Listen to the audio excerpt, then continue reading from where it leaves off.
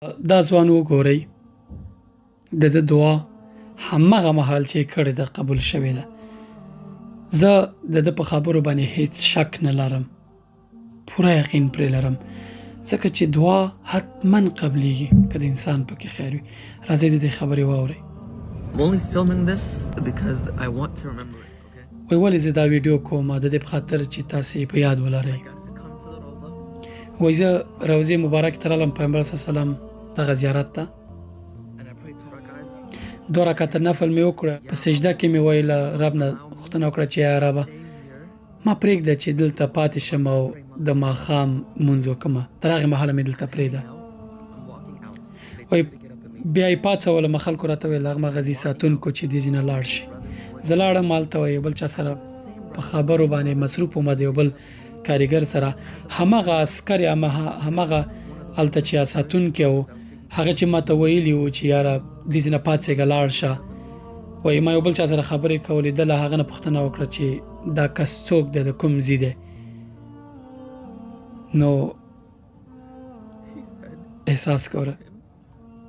وایي هغه عسکر بل کس ته وویل چې ده ته ووایه چې راځه دلته د ماښام لمونځ وکړه، تر ماښام لمونځ همدلته انتظار پاتې شه.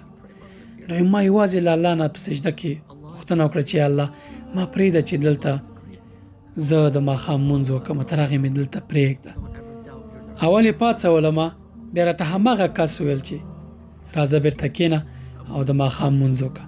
سبحان الله، بالکل د ده په خبره کې شک نشته. پوهېږئ ولې؟ ځکه چې قرآن کریم کې الله پاک په خپله فرمایلي چې وان الله یحول بین المرء وقلبه، دا د دنیا څه انسانان چې دي، دا څه وسایل او اسباب چې دي، دا د الله پاک په واک کې دي، او د انسان نفس او د انسان زړه ترمنځ الله پاک حائل دی. وان الله یحول بین المرء وقلبه، که الله وغواړي دا زړه دې خوا اړوي، که وغواړي دې خوا اړوي.